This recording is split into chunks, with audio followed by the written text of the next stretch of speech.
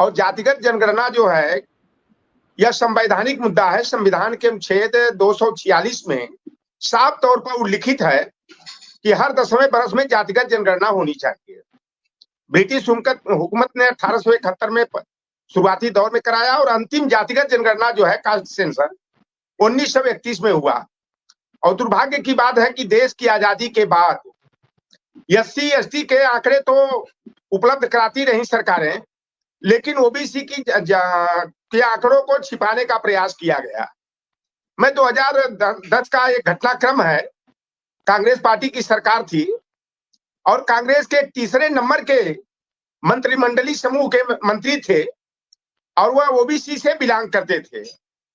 और उन्होंने कहा, मिस्टर निषाद, मेरा आग्रह आप लोगों से है कि कास्ट सेंसस की मांग आप लोग उठाओ। हमने उस समय उनके सामने कहा था कि माननीय मंत्री जी, आप तीसरे नंबर के मंत्री हैं, आप मंत्रिमंडलीय समूह के सामने जो है कास्ट सेंसस की बात करनी चाहिए। तो उन्होंने जो है कि कहा था, वह बात मुझे याद है कि निषाद जी, बीजेपी में और कांग्रेस में ओबीसी और एससी के लोग राजनीति करते हैं तो दिल पर पत्थर रख करके करते हैं और सोशल प्लेटफॉर्म से इस बात को आप लोग आगे कर सकते हैं।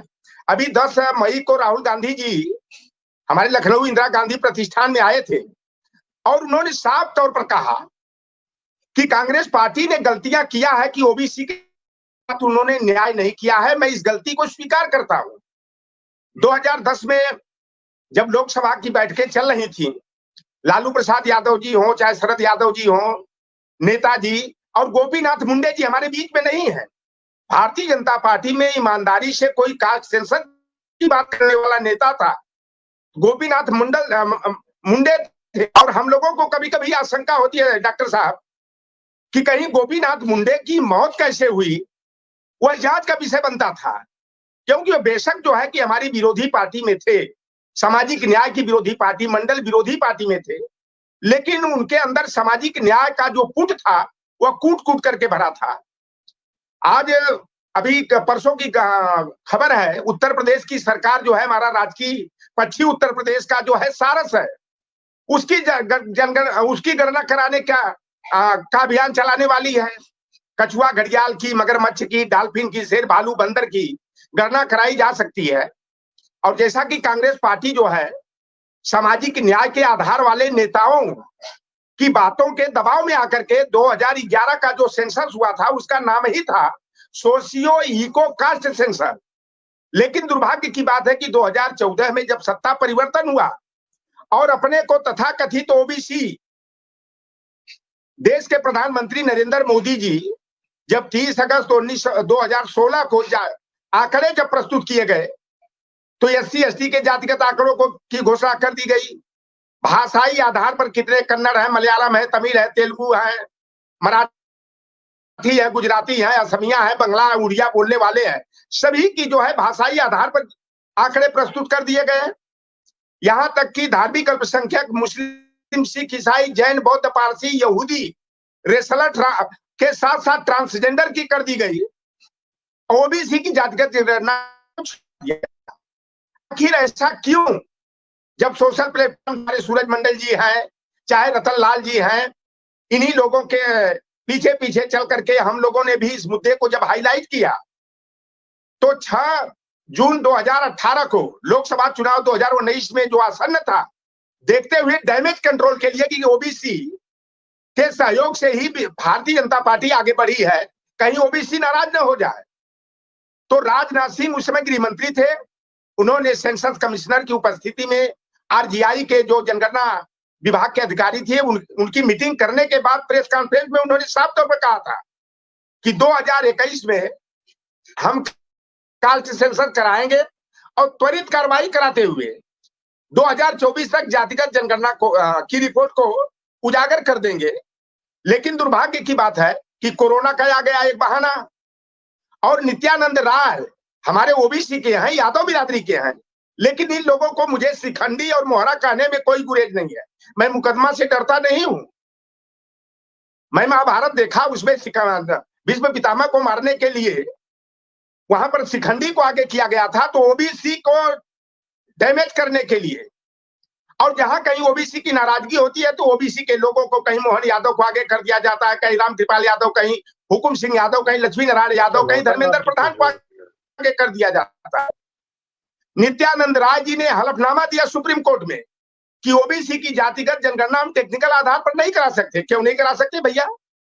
मुस्लिम, सिख, ईसाई, जैन, बौद्ध, पारसी की करा सकते हो, एससी एसटी की करा सकते हो, कछुआ, घड़ियाल, मगरमच्छ जानवरों की करा सकते हो, तो ओबीसी की जनगणना कराने में क्या हर्ज है? और जातिगत जनगणना संवैधानिक मुद्दा है, जातिगत जनगणना होना चाहिए। हमें परिवार में 7 सदस्य, खाना बनाना होता है, कितनी रोटी बनेगी, कितना दाल, कितना चावल बनेगा, कितना क्या बनेगा, उसी के हिसाब से जो है घर में खाना बनता है। तो जब तक जनसंख्या की आंकड़े हमारे पास उपलब्ध नहीं रहेंगे, तो चाहे आरक्षण का वितरण करना हो, कोटा का निर्धारण करना हो, चाहे जन कल्याणकारी योजनाओं का निष्पादन करना हो, आखिर कैसे कर पाएंगे? इसलिए हम लोगों का एक कर्तव्य बनता है। हम लोग किसी जाति के विरोधी नहीं है, बाद के जरूर विरोधी हैं। निशाद जी, आपसे अनुरोध ये है कि ये प्रोफेसर संदीप यादव जी जुड़े हैं, वो शायद कहीं गाड़ी वगैरह में है, एक बार उनकी टिप्पणी ले लेते हैं। आपका मुझे लगता है कनेक्शन एकदम फिट है, तो आप अपनी बात फिर बाद में कंटिन्यू करिएगा। बस बीच में थोड़ा सा जो है संदीप यादव जी की हम टिप्पणी सुन लें। और मेरा सवाल उनसे भी यही रहेगा कि डरती क्यों है भाजपा सरकार जो है सेंसस कराने से, ये सवाल है। और फिर जब इलेक्शन आता है तो यहाँ पर मतलब अभी तो बहुत कड़े शब्दों का इस्तेमाल जो है निशाद साहब ने कर दिया, लेकिन हमने तमाम सारी जगहों पर देखा है कि सोशल जस्टिस की लाइन के ऊपर चुनाव नहीं होते। यहाँ पर सूरज मंडल जी ने तो कह दिया कि रिग्ड चुनाव है, एक तरीके से मतलब चुनाव को बहुत अलग तरीके से प्रभावित करने का काम किया गया है। लेकिन सवाल यह है कि ओबीसी ने अगर वोट नहीं देगा, ओबीसी कहीं पर भी, तो कोई सीट नहीं जीती जा सकती। हमारे यहाँ जैसा मध्य प्रदेश है, मध्य प्रदेश में कोई सीट को भी जीतना संभव नहीं है।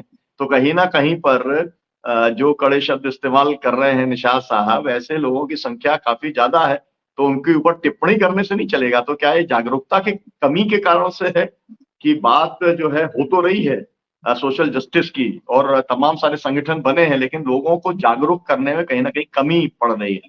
जी डॉक्टर संदीप यादव जी। जी, आप सभी को मेरा नमस्कार। एकदम सही बात है कि ये पूरा जागरूकता का है। ओबीसी के लोगों को, कितने लोगों को मालूम है कि जनगणना से और उनकी जाति की जनगणना से उनका अस्तित्व जुड़ा हुआ है? बहुत कम लोगों को मालूम है। कारण ये भी है कि जो ओबीसी की राजनीति करने वाली पार्टियां हैं, उनका भी दोष है। और जो सत्ता में आई, उन्होंने कितना काम किया है, उनको भी असेस करना चाहिए, पहली बात।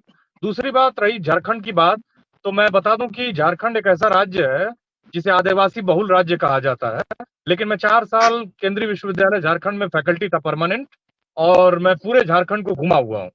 और मैं आपको बताऊं कि जो आदिवासी आबादी है, शहरों में केवल 17 से 18% रहती है आदिवासी आबादी। और 4 झारखंड के ऐसे शहर हैं, बोकारो, धनबाद, रांची और जमशेदपुर। जमशेदपुर तो गजब का कॉस्मोपॉलिटन है। इन चारों शहरों में आदिवासियों की उपस्थिति 17% है। वो आदिवासी जो बहुल्य हैं उस राज्य के, जो उनका राज्य है, वो अब गांव में 80% रहते हैं। अब आप समझ लीजिए कि उन गांव में क्या होता है। लोटा होती है, छोटी झोपड़ी होती है, 1-2 बकरी होगी, खेत है तो पानी नहीं है, और एक बहुत कम लोग संपन्न है। पहली बात तो ये आदिवासियों की बात हुई। दलितों की भी स्थिति वैसी ही है। जो ओबीसी है झारखंड का, उसकी भी यही स्थिति है। ये जो अभी कास्ट सेंसस इतना बड़ा नैरेटिव बना हुआ है, इसके अगर हम पीछे जाएं तो सारी पॉलिटिकल पार्टीज क्या कर रही थी? हमको किसी पार्टी की स्तुति गान नहीं करना है। अब आप देखिए, अगर कुछ पार्टियां अगर इसको अपना मुख्य एजेंडा बना चुकी हैं, जो नेशनल लेवल की हैं, तो उनको भी थोड़ा सा अपना जो किया धरा है उसको असेस करने की जरूरत है। उनको मूवमेंट चलाने की जरूरत है। इन पार्टियों में कितनी ईमानदारी से मुद्दा उठ रहा है, इसको भी देखने की जरूरत है। कारण ये है कि ये केवल बस भारत के एक तबके के न्याय से नहीं जुड़ा है, ये पूरे भारत के इवॉल्वमेंट से जुड़ा हुआ है। भारत तब तक विश्व गुरु नहीं बनेगा जब तक जातिगत जनगणना नहीं होगी। और जाति पर जब तक बात नहीं होगी, तब तक जाति के खात्मे की शुरुआत नहीं होगी। जाति से जमात भारत तभी डेवलप हो सकता है जब तक आप जाति पर ज्यादा से ज्यादा बात करेंगे। जब संपन्नता आएगी तो जाति का जो नेटवर्किंग है वो टूटेगा धीरे धीरे, और भारत एक वास्तव में विश्व गुरु के बनने के रास्ते पर कदम रखेगा। अभी तो आपने अब पालने से कदम भी नहीं बढ़ाया है दूसरी तरफ, ये हालत है। तो इस हालत में मुझे लगता है कि पूरे ईमानदारी से इस मुद्दे को कितने सामाजिक संगठनों ने उठाया है, कितने राजनीतिक दलों ने उठाया है, इस पर भी बात करने की जरूरत है। और एकदम सही, मैं आपसे सहमत हूं सुनीलम सर कि ये जागरूकता का मसला ज्यादा है, और जागरूकता इस पे, इस तरह के कार्यक्रमों से और तमाम तरह के प्रोग्राम से, तमाम तरह के मुद्दों से, केवल ये ओबीसी के न्याय से नहीं जुड़ा है, इवन सवर्ण जातियों के साथ भी न्याय इसी से सुनिश्चित होगा, क्योंकि जो सामाजिक तनाव है वो जातिगत जनगणना से दूर होगा। क्योंकि हर जाति यहाँ पे कहती है कि हम ज्यादा से ज्यादा हैं। अरे भाई, कोई सच के पास जाना फटकना भी नहीं चाहता। जैसे बिहार का एग्जाम्पल लीजिए, बिहार में हर जाति अपने को 10% बताती थी, और मैं ये नहीं कह रहा हूँ कि कुछ जातियां अगर 10 से ऊपर हैं तो कोई बहुत बड़ा काम है, संयोग है ये। लेकिन एक्चुअली क्या है कि जितनी जिसकी संख्या है उसका जानना बहुत जरूरी है। उसी के हिसाब से पॉलिसीज बन सकती हैं। ओबीसी के भलाई के लिए सोशल वेलफेयर मिनिस्ट्री है, सारा पैसा वापस लौट जाता है। विश्वविद्यालयों में लड़के पढ़ नहीं पा रहे हैं, पैसा आता है तो डेवलपमेंट नहीं हो पाता है, कोई योजनाएं ठीक से नहीं बन पाती हैं। अजीब देश है भारत, 21वीं शताब्दी में। अब मैं एक एग्जाम्पल के साथ अपनी बात खत्म करूंगा। जापान जैसे देश ने भारत की शिक्षा नीति से बहुत सारी चीजें ली, और जापान ने सबसे पहला काम क्या किया कि उसने अपनी जो एलिमेंट्री एजुकेशन थी सबके लिए मैंडेटरी कर दी। और जापान से पहले भारत जो है 80% जो कपड़े का निर्यात करता था वो चाइना को करता था। इवन जापान भी कपड़ा भारत से लिया करता था, 1890 की बात है। लेकिन हुआ क्या कि उसने अपने स्किल्ड लेबरर्स कर लिए। एलिमेंट्री स्कूल की वजह से जापान में सारे लेबरर्स स्किल्ड हो गए। और जो भारत की कॉटन इंडस्ट्री थी, आपने देखा होगा कि बंबई और भारत का मैनचेस्टर कहा जाने वाला कानपुर की मिलें, सूरत की मिलें सब बंद हो गई। कारण ये हुआ कि सारे जो कपड़े हैं वो जापान चाइना को सप्लाई करने लगा, एक पावर के रूप में उभर गया। और भारत के जो लेबरर्स थे वो ग्लोबल मार्केट से कम्पीट नहीं कर पाए, वो उतने स्किल्ड नहीं हो पाए। वहां जो जनरल मैंने एक आम जो वर्कर होता है वो 14 साल का एडुकेशन लेता है। भारत में इस तरह की लेबरर्स की कोई ट्रेनिंग ही नहीं है। भारत पिछड़ता चला गया, हमारे सारे हैंडलूम, सारे कपड़ा की मिलें बंद हो गई। अब भारत खुद कच्चा माल लेता है। तो आप देखिए कि ये सारी चीजें हमारी इसी अज्ञानता से जुड़ी हुई हैं। हमारी एजुकेशन पॉलिसी से लेके जापान ने जब वहां की पूरी आबादी साक्षर हो गई तो पहला विश्वविद्यालय खोला। ये फैक्ट है, और ये मैं किताब का रेफरेंस देता हूं। अशोक मोदी प्रिंसटन यूनिवर्सिटी में पढ़ाते हैं, आईएफएस ऑफिसर हैं। उनकी किताब है ब्रोकन इंडिया, उसका ये रेफरेंस है। वहां से मैंने ये पढ़ा है, आप पढ़ सकते हैं, चेक कर सकते हैं, वेरीफाई कर सकते हैं।